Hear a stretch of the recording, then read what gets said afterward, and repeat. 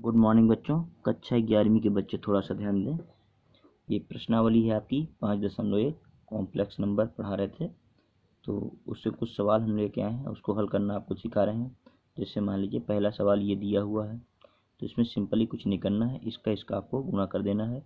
तो आप गुणा करेंगे तो यहाँ क्या आ जाएगा, देखिए कि आई है, ये आई है, माइनस प्लस है तो माइनस आई स्क्वायर, और 5 5 कट जाएगा, केवल क्या बचेगा 3i²। और i² का मान क्या होता है, -1 होता है, पीछे की वीडियो में आप देख चुके होंगे। तो हम क्या हो गया, केवल 3 बचा। दूसरा सवाल देख लीजिए, लिखा है i⁻9 + i⁻19। अब इसको देखो, 4 दूनी 8 और एक आई यहाँ लिख दिया तो 9 हो गया। यहाँ 4 चौक 16 और एक आई 3 बचा था यहाँ, तो यहाँ लिख दिया। इसका मान तो आप जानते हैं 1 हो जाएगा, इसका ही मान 1 हो जाएगा, तो यहाँ केवल आई बचा। और यहाँ क्या बचा, i³ का मान क्या होता है -i, तो क्या बच गया 0, है ना। इसी प्रकार ये दूसरा सवाल है। तीसरा सवाल है, लिखा है i⁻39, ये बड़ा इंपॉर्टेंट है ना। तो आप इसको ऐसे लिख सकते हो बेटा, कहीं पावर लिखा है a⁻n, तो इसको लिख सकते हो 1/a⁻n, यानी माइनस है तो इसको नीचे लिख दो, है ना, तो वो किस में बदल जाता है, प्लस में। अब यहाँ हमने इस प्रकार इसको लिख लिया। यहाँ पे 4 9 36 और 3 39, तो यहाँ 39 लिखा है ना, i⁻39 टोटल। तो ये इतने का मान कितना हो जाएगा, 1 हो जाएगा। इतने का मान कितना होता है, -i, तो यहाँ पे क्या लिख दिया गया, -i। आप थोड़ा सा रुको, यहाँ पे जो किताब में आपके दिया है वो उत्तर कुछ डिफरेंस है। क्यों दिया है मैं बता देता हूँ। इसको अब लिख दिया हमने 1/i है ना। अब इसका कर दीजिए परिमेयीकरण, जो कक्षा 9 में पता, आई से ऊपर नीचे क्या कर देंगे, गुणा। जब आई से ऊपर नीचे गुणा कर देंगे तो ऊपर क्या बचेगा, ऊपर बचेगा केवल आई। देखो बेटा थोड़ा सा यहाँ समझ लो, ऊपर बचेगा केवल आई और नीचे बच जाएगा आपका -i²।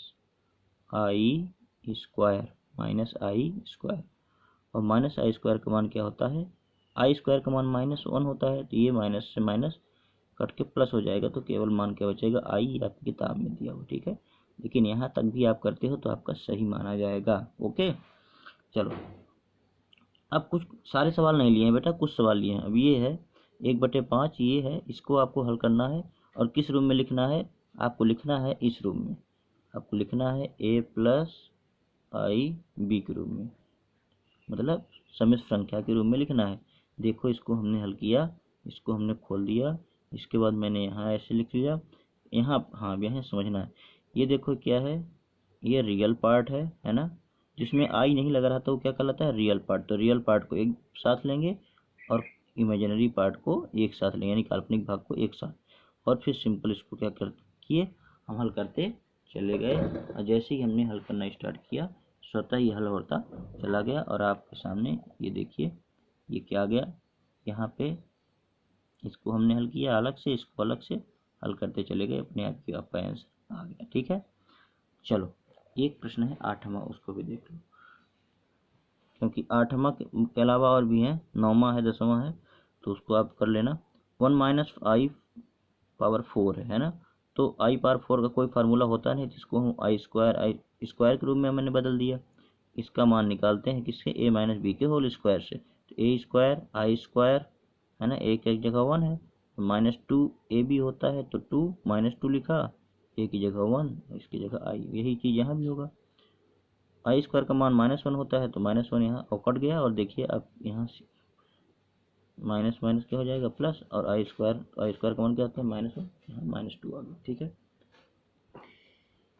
14वां सवाल एक है, उसको भी देख लीजिए।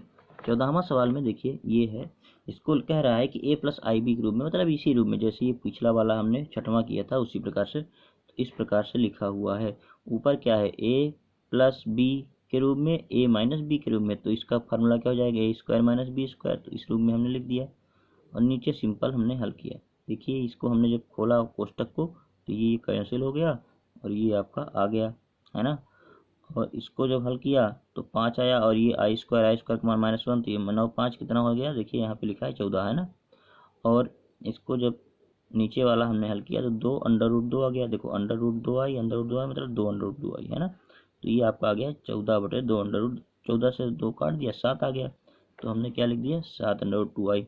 ये भी उत्तर आपका बिल्कुल सही है, परंतु किताब में उत्तर आपका ये दिया है।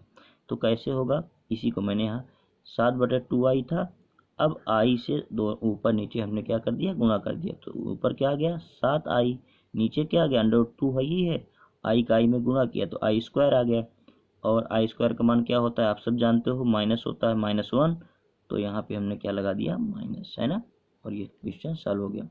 अब बेटा ऐसा है, इसमें कुछ कॉन्सेप्ट है जो अगले चैप्टर में अगले प्रश्नावली में काम करेगा, उस पर हम थोड़ा चर्चा करना चाहते हैं। मेरे पास वीडियो बनाने के प्रॉपर इंस्ट्रूमेंट नहीं है, आप जानते हैं, इसलिए थोड़ा मुझे अब आगे पीछे करना पड़ता है। एक और टॉपिक आएगा, नाम होगा उसका बेटा मापांक। क्या का शब्द होगा, मापांक। तो मापांक कैसे निकालते हैं वो तो विस्तृत रूप से क्लास में चर्चा होगी, पर यहाँ हमारे काम पहले चल जाए। तो मापांक में क्या करेंगे, जैसे समित संख्या किससे दर्शाते हैं, जेड से। तो मान लीजिए इस रूप में हमारे पास कोई क्वेश्चन दिया हुआ है ना, तो इसको क्या करेंगे, मापांक का ये चिन्ह होता है, 2 लाइन बड़ी खड़ी खींच देते हैं, उसके अंदर लिख दो तो क्या आता है, मापांक, है ना। तो इसका मापांक जब निकालेंगे तो अंडर रूट लगाएंगे, इसका जो वास्तविक भाग है ये है ना, और इसका काल्पनिक भाग कौन है, ये है। तो वास्तविक भाग का स्क्वायर धन काल्पनिक भाग का स्क्वायर कर देंगे, और जो भी आएगा वही हमारा मान हो जाएगा। उदाहरण हमने यहाँ पे दे रखा है 3 - 2i, इसको निकालेंगे तो ऐसे कर देंगे, और 3 का स्क्वायर कर देंगे, और -2 का यहाँ पे स्क्वायर कर देंगे, 2 का नहीं, केवल -2 का, प्लस होता तो +2 का, माइनस है तो -2 का। हल किया तो कितना आया, हल किया तो बेटा क्या आया, √13, है ना, √13 आ गया। फिर एक अगला कॉन्सेप्ट है संयुग्मी। तो संयुग्मी क्या होती है, संयुग्मी बहुत सरल है। जैसे मान लीजिए कोई इस तरह से लिखा हुआ है a+ib, तो उसमें प्रथम पार्ट को हमको छेड़छाड़ नहीं करनी है, हाँ सेकंड पार्ट के चिन्ह में क्या कर देना है, परिवर्तन कर देना है, ठीक है। जैसे यहाँ प्लस होगा तो माइनस कर देंगे, माइनस होता तो यहाँ क्या कर देते, प्लस कर देते। देखो उदाहरण दिया हुआ है, 7 - 5i का संयुग्मी क्या होगा, ये होगा 7 + 5i। और अगर कोई संख्या जेड है, कॉम्प्लेक्स नंबर जेड है, तो उसके संयुग्म को जेड बार के रूप में दर्शाते हैं ना। अगर ए होता तो ए बार लिखते, जेड है तो जेड बार, मतलब ये दर्शाने का तरीका है। इसका संयुग्मी ये होगा, इसका संयुग्मी ये होगा, ठीक है। एक और है गुणात्मक प्रतिलोम। तो गुणात्मक प्रतिलोम का जो कॉन्सेप्ट है वो तो ये है, जेड बराबर जेड, क्या करें पहले तो हमको सवाल दिया रहेगा तो पहले हम उसकी संयुग्मी निकाल लेंगे, और दूसरे नंबर पर उसका मापांक निकाल लेंगे, और फिर ये फार्मूला लगा देंगे। इसी को कहते हैं प्रतिलोम, जेड इनवर्स, है ना। प्रतिलोम को किससे प्रदर्शित करते हैं, जेड इनवर्स पे, और लिख देंगे जेड बार बटे मॉड ऑफ जेड, और इसका मान रख देंगे। तरीका नंबर 1, लेकिन हो सकता है आपको लेंदी लगे, तो सबसे सरल तरीका है जो सवाल हल करते समय हम यूज करेंगे, वो है जेड बराबर a+ib है, तो जेड बार बराबर क्या हो जाएगा, कुछ नहीं, जो ऊपर है उसको नीचे कर दो, जो नीचे है उसको, जब कुछ नहीं होता तो यहाँ क्या लिख सकते हैं, बटे 1 लिख सकते हैं ना। और इसको लिखेंगे, जब जेड इनवर्स लिखेंगे तो 1/a+ib, यानी इसी को उल्टा करके लिख देंगे, अंश को हर में, हर को अंश में बदल देंगे, है ना। तो हमारा क्या हो जाएगा, इसकी ज़रूरत हमको नहीं पड़ेगी।